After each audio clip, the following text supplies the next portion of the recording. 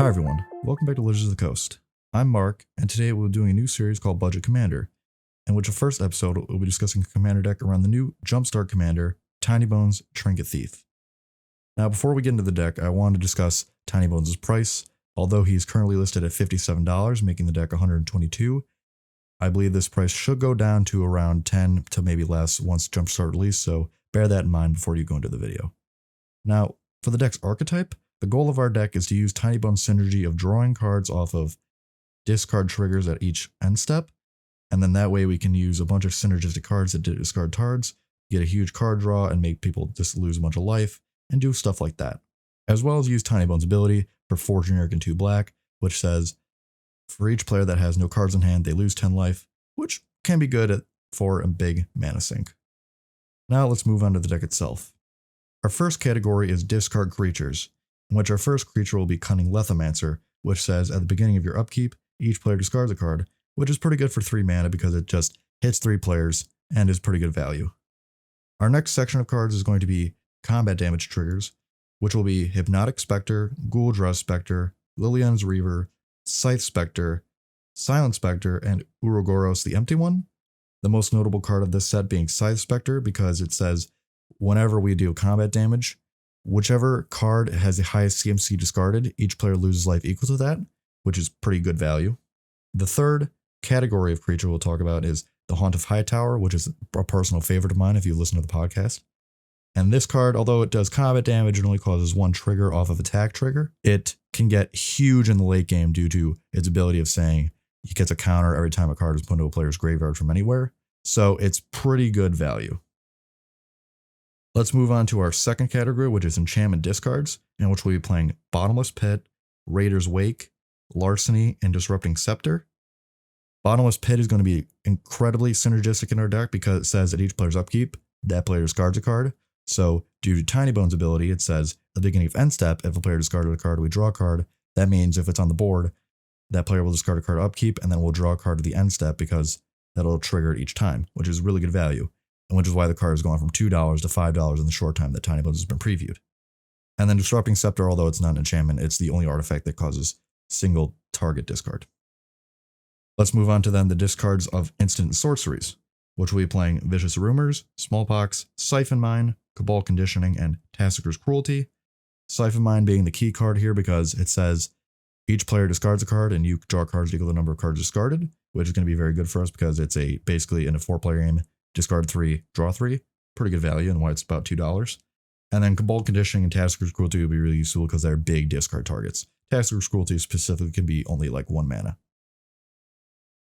Let's move on to removal and our board wipes. Our removal package is going to consist of Ruthless Sniper, Meteor Golem, Overseer of the Damned, Spine of Ish-Sha, Erebos' Intervention, Heartless Act from Ikoria, Heat to Extinction from Theros Beyond Death, Murderous Cut. Overseer of the Damned being the best card in this package because it enters the battlefield, destroys any creature, and then says whenever a creature dies, then it'll get a 2/2 zombie for you, which is pretty good value. Meteor Golem and Spine of Ish-Sha will be destroy any 9-land permanent. Erebos' Intervention will be good value for exile and life gain. And then our removal package for board wipes is going to be Reaver Demon, Extinguish All Hope, and Necromantic Selection. Reaver Demon will be able to hit all non-black creatures when it enters the battlefield, so it's going to be really good as a big creature plus board wipe. Extinguish All Hope will hit all non-enchantment creatures, which honestly, you're probably not going to see that many enchantment creatures unless you say run into a Courser of Crufix or something similar to that fashion. So it should probably hit everything on the board. And then Necromantic Selection will be a 7 mana, destroy everyone on the board, and get whatever creature was killed best back from that pile. So pretty good value. Then we can discuss our discard payoffs. Our first card we'll be talking about is Nyxathid. Nyxathid will be really good for us because it says it gets -1/-1 for each card in the player target opponent's hand. So it hopefully will be a 5/5, 6/6, or 7/7.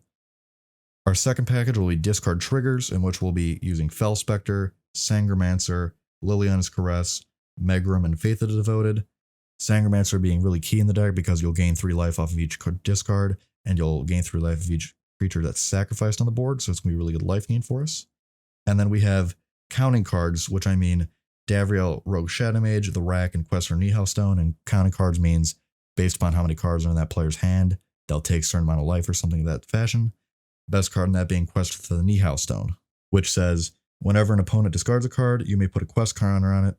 And at the beginning of an opponent's upkeep, if the player has no cards in hand and Quest for Nihil Stone has 2 counters on it, that player can lose 5 life.